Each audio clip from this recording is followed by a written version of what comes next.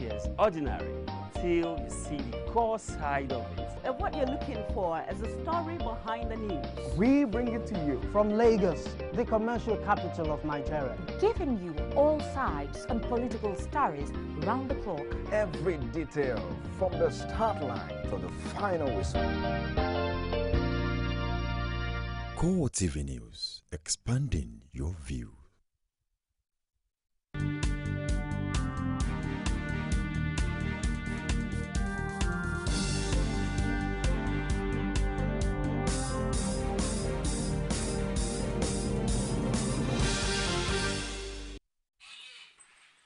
Hello and welcome. It's 12 o'clock in the afternoon and this is CoreTV News on the hour with me, Sabena Izuku.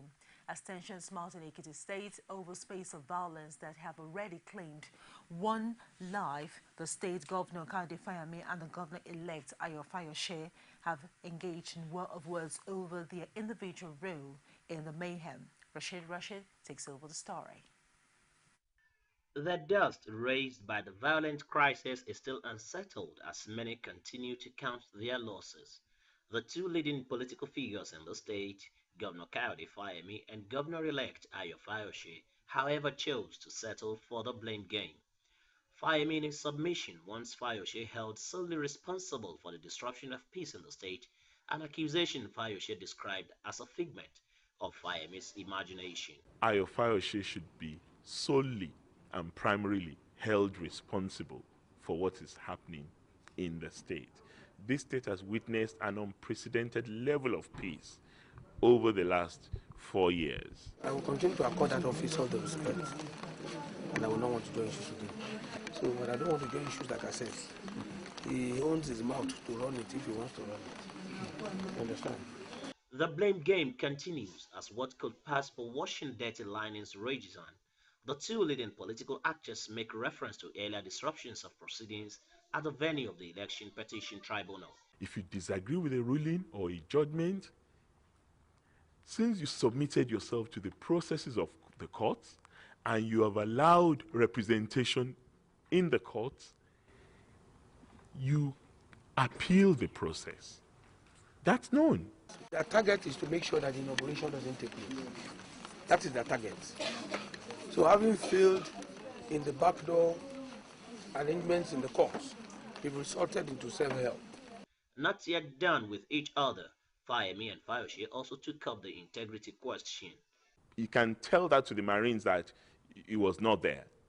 He knew what happened. I know what happened. The chief judge knew what happened. All the people who were affected knew what happened. So, and everybody knows his antecedents. If we have not been working hard to calm the flame now, this place will still have been burning. So for me, my duty is to ensure we have peace. With few days to the October 16th handing over date, the sound bites from Ekiti are already sounding like the drum beats of war. Rashid, CoreTV News, Ado Ekiti. Unknown gunmen have shot dead a prominent member of the Zaza Emirate Council in Kaduna, Kabiru Buhari. Police said his body was discovered in a car on Friday evening by a combined security and community search team at his farm on the outskirts of Kaduna State. He was said to have gunshot wound on his head. A spokesman of the Zaza Emirate, Ahmed Aliyu Idris, told journalists that the late Buhari left the council meeting at about 5 p.m. on Thursday, but his family said he didn't sleep at home. The influential leader was shot dead in an area that has in recent times witnessed several attacks and unresolved assassination.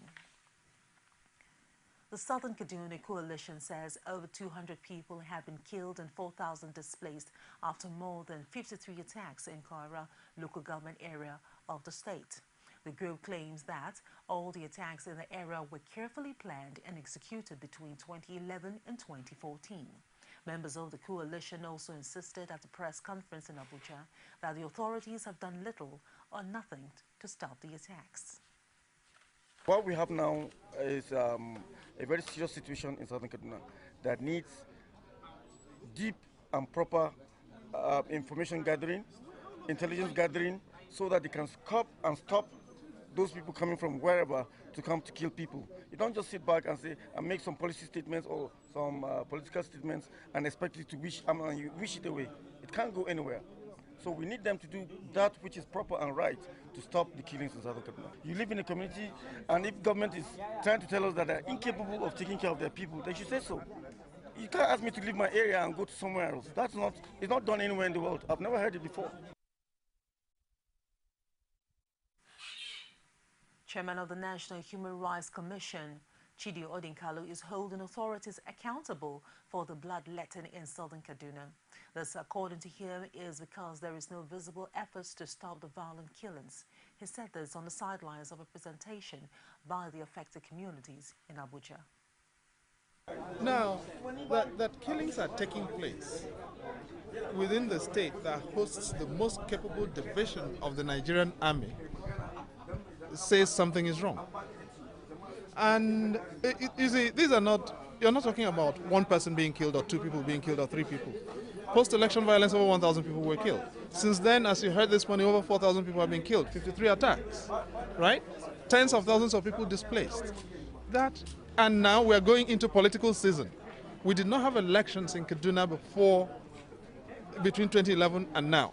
And over 4,000 people have been killed and over tens of thousands of people displaced. So can you imagine what could happen if we had the excitement of a political election season engrafted onto that? And that is why this is happening. That's why people are raising, the inhabitants of southern Kaduna are raising concerns, because the omens are not good at all. The easiest way to stop it is get the elected politicians interested in stopping it, because they know who's doing it. So there's an elected governor. There is an elected senator and elected senators. There are elected members of the House of Representatives. There are elected members of the House of Assembly. What are they doing? Why are they allowing their voters to be wiped out? The Federal High Court will, on September 30th, entertain arguments on the suit filed by former Deputy Governor of Adamawa State, Balai Ingilari, to nullify his purported resignation. The former Deputy Governor wants the court to stop the October 11 by-elections in Adamawa State and order his reinstatement. Presiding Judge Adeniyi Ademola is to hear all the application and the substantive matter on the same day to ensure speedy dispensation of the case. Just that the court has adjourned the matter to Tuesday for hearing of all applications together with the substantive matter. And that's what we are coming to do on Tuesday before the court. So that the court will determine once and for all whether the deputy governor or the former deputy governor of Adamawa State, Barrister Ingilari, actually resigned or not. Because we are saying he did not resign as required by the Constitution. And after the impeachment of Nyako, or the purported impeachment, he should have been sworn in as the governor of Adamawa State. So we are seeking to stop the elections on October 11. That's what we're seeking to do. What about on the issue? We are saying there's no vacancy in Adamawa State. There's no vacancy. On the issue of jurisdiction? That's what the court wants to take together with the substantive matter. So if the court decides in our favor, then there will be no elections in Adamawa State. If the court decides in their favor, the elections will go on. We'll take a short break, and when we return, President-elect Jonathan says his administration has reduced Nigerians' poverty by 50%. Stay with us. Glad to have you join us on another edition of The Political Arena, the most detailed and incisive political show. If you are a sitting governor and the opposition is able to stomach structure against you, that means you are wicked to the people. Until the end of our time, I'm the legitimate authority to govern this country.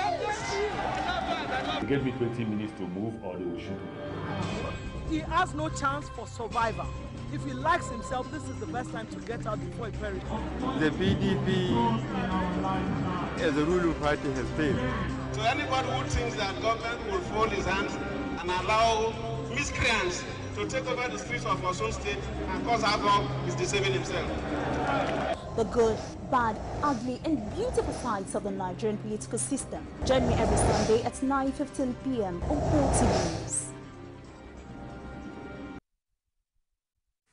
Welcome back to the news. President Goodluck Jonathan on Saturday vowed that the People's Democratic Party will recapture Edo and Rivers States in the 2015 and 2016 general and governorship elections in the two states. President Goodluck Jonathan disclosed this at the PDP South-South Unity rally held at the Samuel Ogbemudia Stadium in Benin, the Edo State capital. Present at the rally were governors of Cross River State, Delta, Bayelsa, and Abia states. Also present were the Senate President David Mark, Victor Udoma Egba, ministers from the South-South and top functionaries of the party.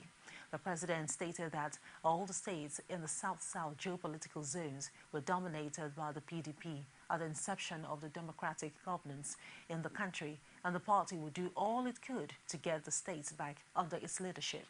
The president commended members of the party in Edo and River States, currently dominated by the All Progressive Congress, for remaining faithful to the party, despite the situation in their states of origin. He officially welcomed a former leader of the IEPC, Tommy Kimi, and other former members of the party, including national and state assembly members, back into the fold of the PDP. Still in Benin, President Goodluck Jonathan said the country had reduced its poverty rate by 50%. Jonathan said this while speaking at the South-South People's Democratic Party political rally in Benin tagged Unity Mega Rally.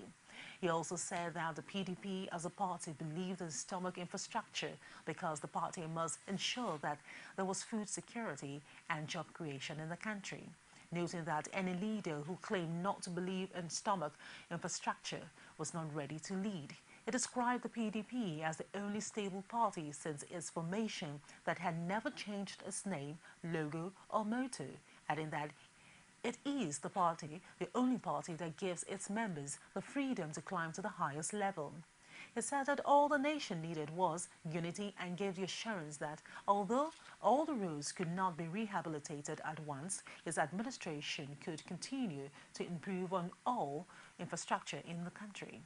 PDP Chairman Adamu Muazu described the president as a bridge builder and unifying factor. He reassured that all the factors to the party will be reintegrated into the party without bias. The chairman of the board of trustees of the party, Tony Aneni, said the zone had every reason to be proud of its contributions to the national development. It added that the zone also made sacrifice to keep the country together as well as contribute to the economic growth. The ECOWAS Coordinator Ministerial Group on Ebola virus disease is seeking an urgent mobilization of security forces of member states to strengthen the regional response and interventions against the disease. This is the key recommendation in a communique issued at the end of its meeting in Ghana.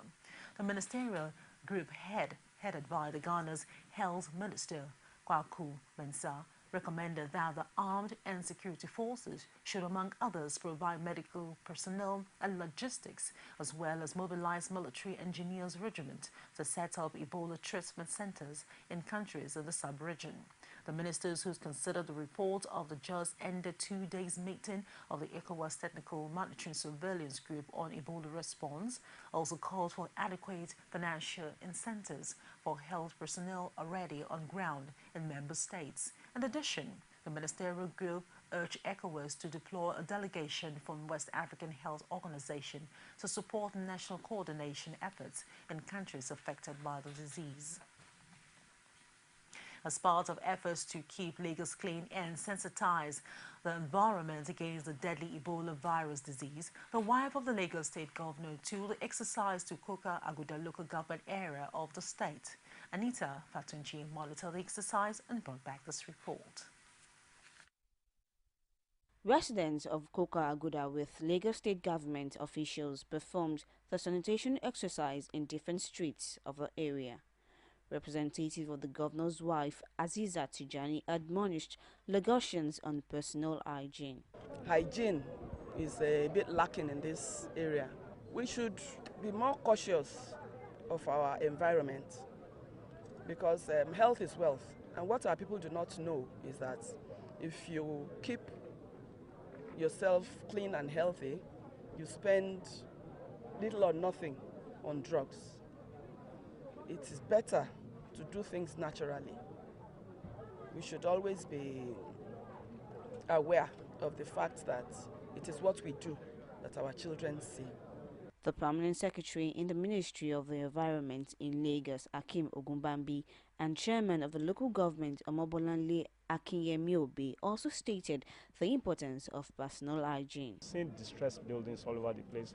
We've seen dilapidated stormwater drainage structures. So many things have gone wrong here, and we can compare this place now to even that Ajegunle that we used to talk about is looking far better than what we have seen here.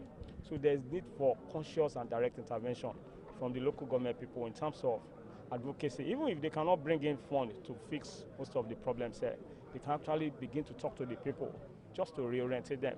When you talk about people not complying with things, we need enforcement.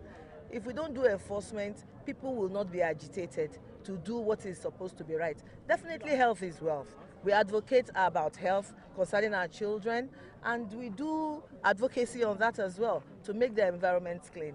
The bulk of it still lies on the Lagos State government, especially the Ministry of Environment, to collaborate with us as we'll be writing them to let them know that there are structures here. Meanwhile, the Lagos government officials stressed the need to continue to keep the environment clean beyond the once-in-a-month sanitation exercise. Anita Fatunji, CoreTV News, Lagos. Online shopping in Nigeria has taken an interesting dimension with a lot of friendly offers. Vconnect, a global and information service provider, has added a new product to its array of online services by giving away a RAM for 5,000 naira only this festive period. Find out how in this report with Franco Molape. The face of a winning team, determined to put a smile on the faces of its numerous clients this festive season. Vconnect Global Services Limited is offering 10 RAMs for 10 lucky winners of families to celebrate Idi-Kabir this season with just a token of 5,000 naira as against the market price of 40 to 50,000 naira. The gesture, according to the CEO, the banker Orostaji, is aimed at making the season memorable. Deals is about great, amazing grabs. So in the local market, there are a lot of businesses who have products and services, and what if you can grab these at better prices? So that's what Vconnect Deals is all about. And these great grabs, we come up with them, promotions on a regular basis. We have come up with promotions on speakers, on various other electronics items, and this is the one time we thought, well, how about we come up with a promotion on RAM? Nobody can imagine a RAM going online, selling via e-commerce. To grab this mouth-watering offer, the procedure is simple. Just go on Google, search for RAM 5,000 naira deal. RAM 5,000 naira deal. You will see us. Click on our page. You will directly go to the deal, which is on deals.vconnect.com. Over there, you register. There's a grab button where you can grab this opportunity. Register yourself. Tell us why you should get this RAM at 5,000 naira. And we take it ahead. Vconnect, which is purely a product service brand, was established in 2011. It has grown over the years with about 1 million businesses registered on the site. With this new product to the brand, to sell RAMs online, it seems Vconnect has provided another innovation in the online shopping business in Nigeria.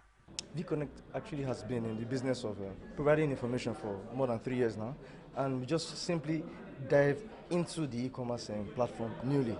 Just less than a couple of months. But it's also important for us to know the mind of the customer. There are many businesses out there that are doing something similar in the e-commerce platform. In fact, it's getting really convoluted now. But in order for us to stand out, we need to have, like I said, a good understanding of what the market is. We have a lot of customers already, a lot of users already, and we have a one-on-one interaction with them. So it has given us the edge. That's why we know exactly how to capture their attention by giving them a unique offer. Some of the team members who spoke about the new service and offer gave reasons why the offer is for everyone. This, we feel it's a season where we can actually appreciate our users for always being there with us. So that is why we now thought of this is a season, it's a happy season where people celebrate with their family. Someone that wants to buy a RAM but is thinking, why don't I buy chicken?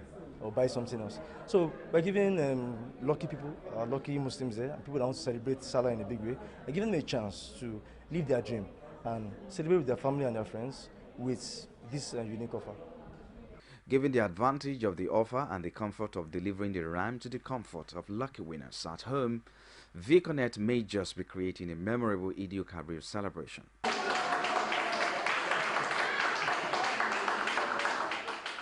Frank Omanape, CoreTV News, Lagos.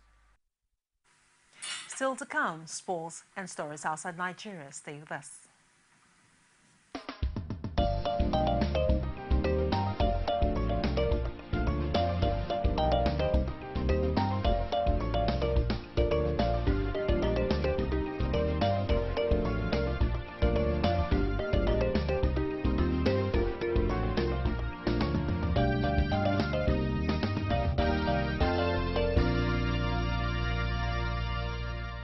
CoreTV News, expanding your view. Welcome back to the news. Nigerian under-17 national side, the Golden Eaglet, yesterday produced a 5-star performance at the UJ SUNL Stadium to book their place in the 2015 African Under-17 Championship in Niger. The Golden Eaglets overturned 2-1 deficit suffered in Gabon a fortnight ago to qualify on 6-2 aggregate after whitewashing Gabon 5-0. Coach Emmanuel Amunike salutes his players for a good show and promises the team will retain the championship in Niger. And outside Nigeria, United States and its allies have launched more airstrikes on the Islamic State fighters in the Syrian town of Kobani on the Turkish border. Warplanes circled through Friday night and explosions were heard in the early hours of Saturday. Kurdish fighters have been defending the town from an advancement by state militants. There has been no word from the US-led coalition on whether it carried out airstrikes in the area. Kobani has become a flashpoint over the past week, as an estimated 140,000 civilians have fled the town and surrounding areas. The situation has been tense, and Turkish troops trying to prevent Turkish and Syrian Kurds crossing the border to help defend the town. Overnight, the head of the U.S. Armed Forces says airstrikes in Syria were damaging the jihadist group, but said airstrikes alone was not enough to defeat the militants. The UK-based activist group, the Observatory for Human Rights, says the airstrikes continued on Saturday in Syria, with ISIS targets and the central province of Homs hit for the first time. And in India, one of India's most colorful and controversial politicians, Jayaram Jayalalita, has been sentenced to jail for 4 years on corruption charges in a case that has lasted for 18 years. The chief minister of the southern states of Tamil Nadu was found guilty of amassing wealth of more than $10 million, which was unaccounted for. She has to pay $60 million a fine and resign as chief minister. A former actress, her life has been marked by a series of highs and lows. The verdict was delivered by a special court in Bangalore amid tight security. Jayalalita, along with 3 others, was sentenced to an immediate jail term and was due to be sent to Parapana Agrahara prison in Bangalore. But she, however, complained of chest pains and giddiness after the verdict was delivered and was sent to the prison hospital for assessment. Many Indians will applaud the conviction of Tamil Nadu's chief minister after years of invading justice in the hope it is another move towards cleaning up the country's notoriously criminalized political system. Indian Supreme Court has tightened the noose, disqualifying from office any member of parliament convicted of serious crime and ordering fast-track trials to prevent them using their influence to string things out. And that's it on the news on the hour. With me and the news crew, we say many things. Your show, Whole Digest, comes up very soon, and The People continues. I am Sabana Izoku, and thank you very much indeed for watching.